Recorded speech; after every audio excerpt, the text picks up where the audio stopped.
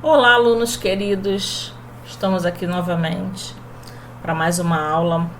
Hoje nós vamos para o módulo 23 da apostila.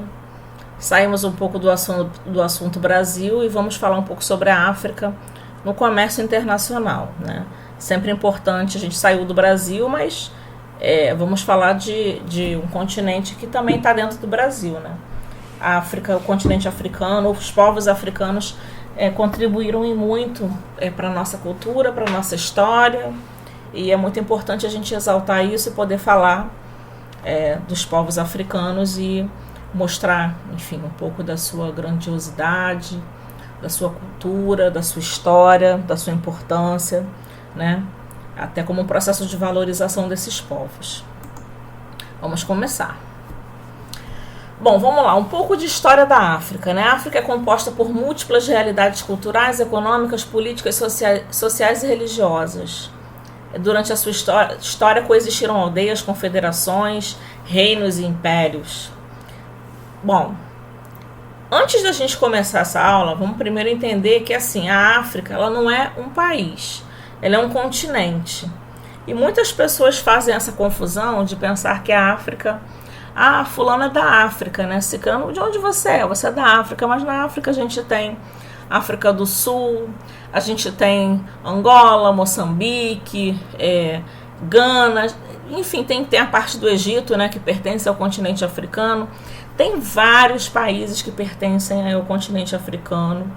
Então, assim, estamos falando de um continente grandioso, né?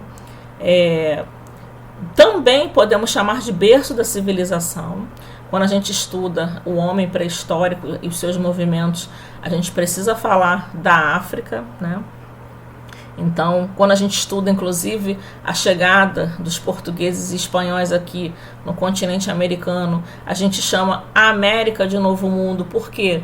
Porque a África, a Ásia e a Europa já são considerados velho mundo. Então, estamos falando aqui de uma parcela do nosso planeta muito importante, que realmente tem uma história muito rica e que contribuiu muito para a história de outros povos, né?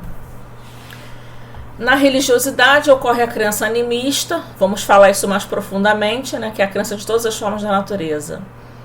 A maioria dos países da África, eles, religiosamente falando, eles estão sempre valorizaram, né, os elementos da natureza. Mas existem países também, em grande parte atualmente no continente africano, que são islâmicos, né, que praticam a religião islâmica.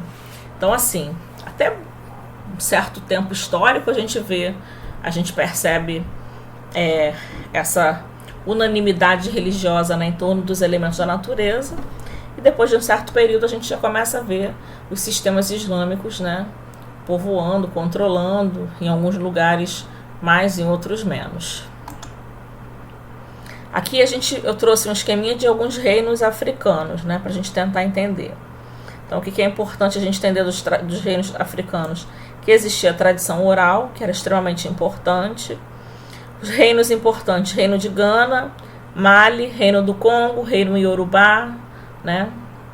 A gente também vai falar do reino Songhai. Então, assim, são reinos muito importantes para a história. Eram verdadeiros impérios, né? E dentro desses impérios existiam as cidades-estados que tinham uma certa independência e autonomia, mas que preservavam, né, a sua tradição, a tradição desses povos milenares. Vamos tratar desses povos separadamente, tá? A gente vai falar um pouquinho sobre a questão da sociedade, da religiosidade, e depois a gente trata um pouco separadamente sobre esses países ou esses reinos importantes.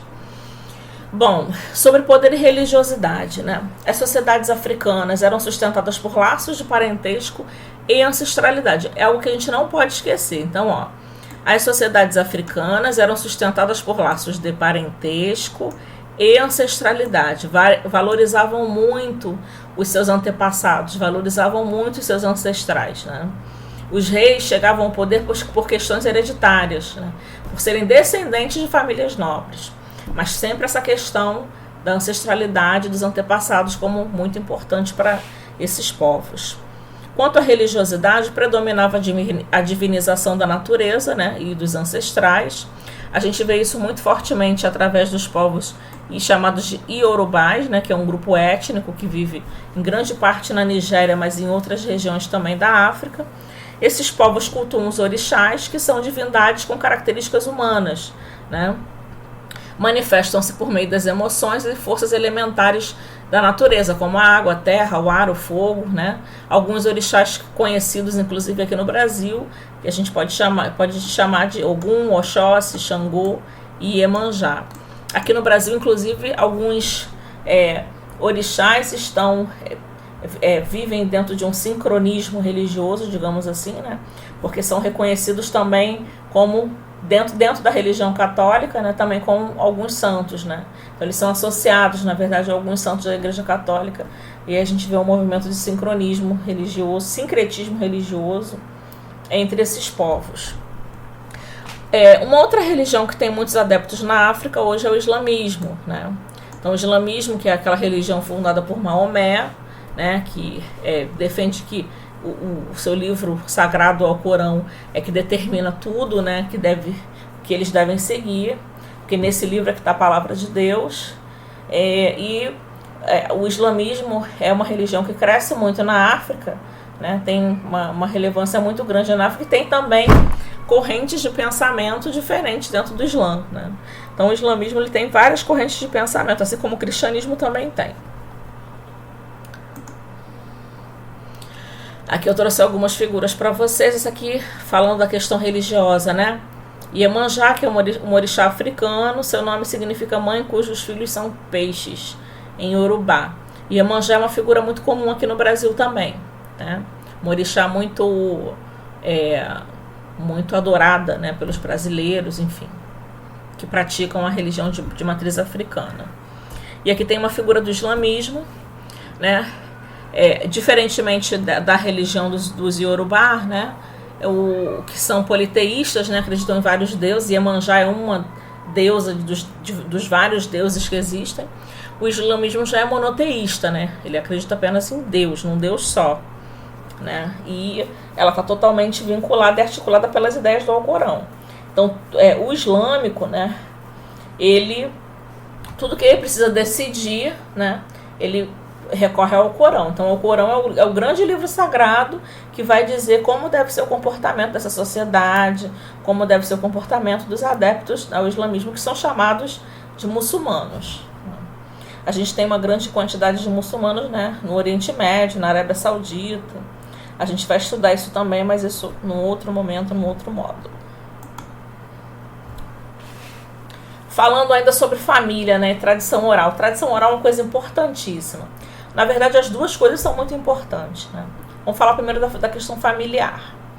Quanto à organização familiar, muitas sociedades são adeptas da poligamia, né, com a possibilidade de uma pessoa ter muitas esposas, né? O próprio islamismo defende isso, né? Os países islâmicos é permitido, né? As sociedades poderiam ser tanto patriarcais quanto matriarcais, sendo as sociedades patriarcais mais comuns. É sinceramente difícil hoje na África, no mundo como um todo, né? Nos países que praticam o islamismo, a gente tem uma sociedade matriarcal. Normalmente os países islâmicos têm uma sociedade patriarcal, e muito patriarcal, né? Na verdade, muito patriarcal na medida em que o homem, além de determinar, enfim, tudo que vai acontecer e ser a figura que realmente vai deter o poder e o controle sobre tudo que acontece, além disso, né, nessas sociedades islâmicas existe uma opressão muito grande voltada à mulher. Então a mulher tem poucos direitos, né? A mulher, enfim, ela não tem quase relevância na sociedade e ela está sempre à mercê da vontade do homem, né? Então nas sociedades que praticam o islamismo como forma de estrutura social, né? Enfim, algumas sociedades praticam o islamismo como forma de governo, inclusive. Nessas sociedades, principalmente, as mulheres não têm espaço nenhum. E aí elas, obviamente, sofrem muito com isso, né? Nas sociedades ocidentais a gente já não tem tanto esse problema, né? Enfim, mas temos outros. Agora falando um pouco sobre a questão da tradição oral. isso também é muito importante, né? Porque assim, até hoje, muitas sociedades africanas são fundamentadas pela tradição oral, que é aquela tradição onde você passa o seu conhecimento, né, de geração em geração. Então, tudo que você sabe, né, o seu conhecimento você transfere oralmente. Muitas pessoas não sabem ler e escrever, em muitos povos da África, né? Então, muitos povos da África sofrem ainda com essa questão da educação, enfim, da instrução, tem essa dificuldade, mas a tradição oral, né, os seus costumes e tradições são sempre passados dentro de uma sociedade, dentro das comunidades nesse período, né, de história de África antiga, e atualmente também, menos, mas também tem a figura dos griotes. E os griotes são extremamente importantes, porque eles são pessoas que se especializam em contar as histórias para os seus povos. Eles contam a história do seu povo e de outros povos, né?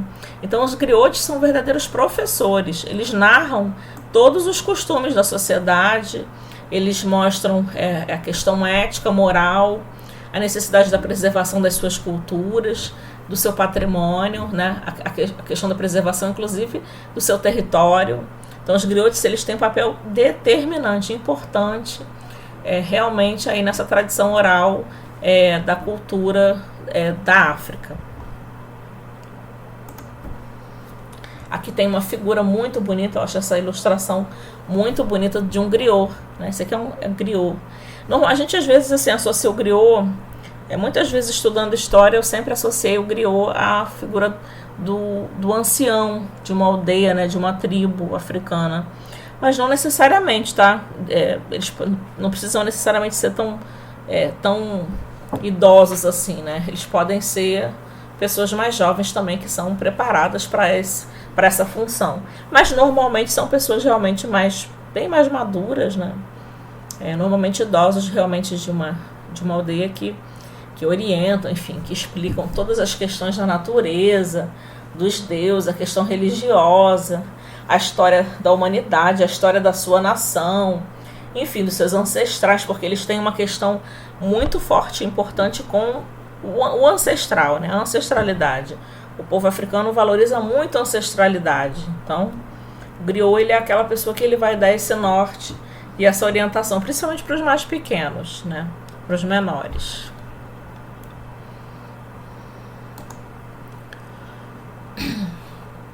Sobre a organização da sociedade africana. Bom, muitos antes séculos da dominação europeia, havia na África reinos organizados e prósperos, tá? Então a gente vai tratar agora de reinos específicos. Houveram muitos, mas a gente vai falar dos principais, que foi Gana, Mali e Songhai. Então, esses povos, eles tinham diferenças entre si, mas eles basicamente expandiram seus territórios, desenvolveram rotas comerciais importantes, né? Praticavam comércio com mercadores de outros continentes, né? Então eles fizeram um intercâmbio muito importante com árabes, indianos, romanos, gregos, chineses e portugueses, né? Os europeus e africanos foram atraídos pelas possibilidades de comercializar com esses povos africanos. Por quê? Porque os europeus tinham produtos que interessavam aos africanos e os africanos tinham produtos que interessavam aos europeus. O que os africanos tinham de interessante, né, para oferecer para os povos europeus? Marfim, pimenta da costa, ouro e principalmente escravizados, né? Principalmente escravizados.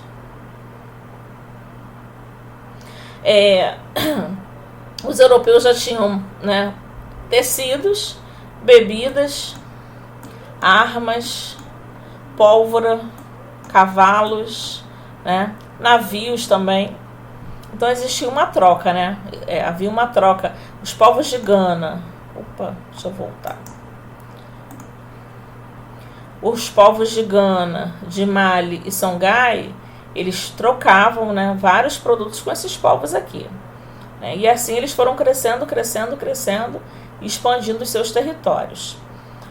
No Império de Gana, Mali e Songhai existiam também as chamadas cidades-estado, né, que eram aquelas cidades com autonomia, com leis próprias, costumes próprios, praticavam agricultura, comércio, artesanato, tinha uma organização em si, aliás, uma organização muito importante.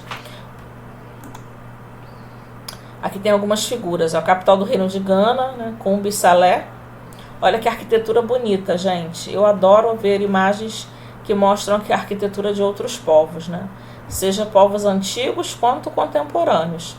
Mas eu particularmente gosto muito de ver imagens assim da cultura dos povos antigos, gregos, de qualquer nação que a gente vai estudar, qualquer civilização, as mais antigas, né? Porque as novas a gente já tem facilidade de ver, mas as antigas a gente tem que acessar livros e tal. E aí quando eu tenho a possibilidade, a oportunidade de ver essas imagens, olha essa arquitetura em Mali, que diferente, né? Que coisa diferente. Aí a gente fica se perguntando como se foi construído isso, né? Qual é o tipo de material? Porque assim, não tem um tijolo sobre tijolo. Como isso foi feito? É uma argamassa sobre alguma coisa? E aí vem os questionamentos, né? Essa arquitetura aqui também muito bonita, né? Com várias esculturas aqui, ó, na entrada desse território, né? Dessa região. Muito legal, eu gosto muito. Bom, nós falamos lá dos povos, dos reinos importantes, mas também teve alguns outros reinos que tiveram uma relevância, né, muito grande aqui no contexto da África, que foram os iorubás, né, e os congoleses, né, que a gente pode chamar. A gente até falou um pouquinho lá dos iorubás quando falou da religiosidade desses povos, né. Esses grupos eram constituídos por várias aldeias que tinham origens semelhantes e culturas parecidas, principalmente em relação às crenças religiosas, né? Então, os iorubás e congoleses tinham essas semelhanças. A organização da sociedade é o idioma. Esses povos formaram aldeias por todo o continente, misturando seus grupos nômades e desenvolvendo atividades como pecuária, extrativismo e metalurgia. Os chefes das aldeias tinham a tarefa de manter a harmonia dos habitantes e eram respeitados por sua sabedoria e liderança militar. Então, estamos falando, como vocês podem ver, de uma sociedade muito organizada, né? Uma sociedade que tem crença religiosa, que tem um idioma próprio, que formam aldeias, né? Por todo o continente, misturam-se a outros grupos aqui, né? Grupos nômades, desenvolvem atividades como pecuária, extrativismo, metalurgia, agricultura também, né? Agricultura eu não coloquei aqui, mas é óbvio que todos esses povos sobrevivem da agricultura, né? Porque a agricultura é a base para você se alimentar. Os chefes dessas aldeias tinham a tarefa de manter a harmonia dos habitantes, eram muito respeitados por sua sabedoria e liderança militar. Então estamos falando aqui de povos, né? Os iorubás e congoleses, como povos também com uma estrutura de Estado muito importante, muito sólida, né? Muito interessante. Agora, falando um pouco sobre o povo iorubá, os congoleses, né? Qual a relação entre os povos bantus e o Brasil? Bom, vamos lá. O Congo é o reino banto mais conhecido, né? Tinha um exército poderoso, travava guerras visando ampliar seu território, então tinha essa questão militar muito forte. E a escravidão era comum entre os congoleses, né?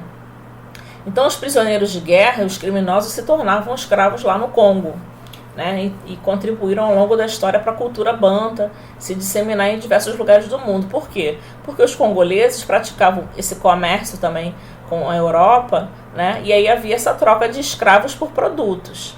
Então, no caso do Brasil, né, muitos escravos, muitos homens, né, africanos vindos do Congo, ou também escravos do povo Congo, foram trocados por mercadorias, né, com os portugueses, e foram justamente esses escravizados que deram origem aos povos que viveram aqui no Brasil, né?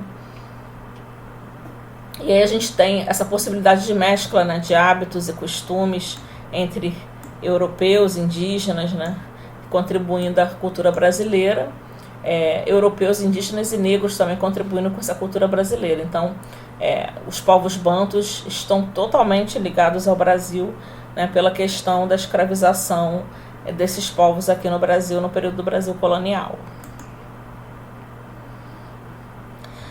Essa aqui são duas figuras, né, que traz a tradição religiosa iorubá, né, no Brasil. Essa figura aqui, inclusive, não é da tradição aqui no Brasil, né? Essa figura é tirada mesmo dos povos iorubás. E essa figura aqui foi tirada aqui da Bahia, né, duas baianas, que a fotografia de duas baianas que praticam a religião Yorubá aqui no Brasil. Né? Mas essas figuras aqui, apesar de não ter sido tirado dentro do contexto do Brasil, e sim de ilustrações da religiosidade lá, né, dos congoleses, do povo banto, mas é muito semelhante, né, a muitos quadros religiosos da cultura de matriz africana que a gente vê aqui no Brasil. Então a gente observa a semelhança através desse quadro, e essa foto atual aqui também fecha essa ideia de que, né, existia essa contribuição religiosa desses povos aqui no Brasil. O reino de Gana, né, é chamado de reino de ouro, né, formado nas proximidades do deserto do Saara. Então esse reino também praticava a metalurgia, o extrativismo mineral.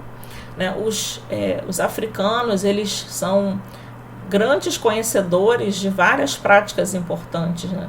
Então eles contribuíram com outros povos com a prática, né, o ensinamento da metalurgia, da astronomia, da medicina, enfim. Eram povos com um conhecimento muito, muito amplo, muito vasto. África de riquezas minerais. Bom, a riqueza mineral da África é objeto de interesse dos europeus há muito tempo. Né? Entre os séculos XVI e XIX, o continente foi o grande fornecedor de mão de obra de escravos, né, para os europeus, como aconteceu aqui no Brasil. Também foi, a partir do século XIX, alvo de países como a Inglaterra, França e Alemanha para a extração, né, exploração de ouro e ferro. Então, até hoje, diversos países dependem dessas riquezas minerais, né, como é o caso da França, que explora urânio produzido na África e para gerar energia que abastece o país. Então, a questão das riquezas minerais também é muito importante nesse comércio internacional, né, que a África, essa troca que a África faz aí com vários outros países. Eu trouxe aqui sugestão de livros, né, e um filme para vocês assistirem. Então, esse livro aqui é o Ubuntu, né? Eu Sou Porque Nós Somos, é muito legal, é muito bacana esse livro, gente. Vocês devem ler. Tá, que fala sobre, eu não quero dar spoiler, né? Mas ele é um livro assim que traz uma lição ética, moral muito importante. Fala sobre união, né? Sobre como nós devemos viver o coletivo. Isso é muito legal, assim, ainda mais para os dias de hoje, que a gente precisa se unir, né? Se unir para poder, enfim, um ajudar o outro, as sociedades se ajudarem. Então eu acho esse livro muito legal, Ubuntu. Esse aqui também é um livro muito bacana, o livro das origens. Ele não fala só de cultura africana, mas tem no contexto da cultura africana. É um conjunto de mitos, né, que trazem mitos da África, do México e de outros países, inclusive do Brasil também. Né? E aí ele, dentro dessa ideia de falar sobre o mito, ele acaba contando um pouco a história também desses países da África. E o Pantera Negra, que vocês já devem ter assistido, obviamente, é um filme que não conta a história, né, específica de um reino, é uma história, entre aspas, fictícia, mas ele traz uma atmosfera muito legal, né, dos povos africanos, enfim, ele exalta a importância, né, do negro, da África, né, e a sua ideia de preservação de território, do meio ambiente. Eu acho muito legal assim, a atmosfera que o filme Pantera Negra traz. Então, para quem não assistiu, né, assista, porque é uma boa pedida. Bom, estamos acabando a nossa aula de hoje. Vamos fechar com o seguinte entendimento, né, que a gente precisou entender nessa aula de hoje. África no comércio internacional. Então, assim, entender um pouquinho sobre a cultura da África, sobre como é a África antiga, né, como é que viviam esses povos, que na verdade eram reinos, impérios. Entender um pouquinho a questão da religiosidade, que foi muito importante, né, tanto a religião iorubá quanto a islâmica, que é muito forte e importante, né, nos países africanos. Falamos um pouco sobre alguns reinos africanos, né, Mali, Gana e Songhai, que são reinos importantes. E falamos também sobre a questão do comércio internacional, né, que diz respeito justamente a essa troca, né, que a África fez com países da Europa, com vários países da Europa, nesse comércio internacional, onde a África fornecia mão de obra e também outros itens importantes, né, que ela conseguia explorar em troca também de outros produtos oferecidos aí pelo mercado europeu. Espero que vocês tenham gostado da aula de hoje, né? Por hoje é só. E até a nossa próxima aula, queridos. Fiquem com Deus. Um beijo grande no coração de cada um. Estou com muitas saudades. Beijão. Tchau, tchau.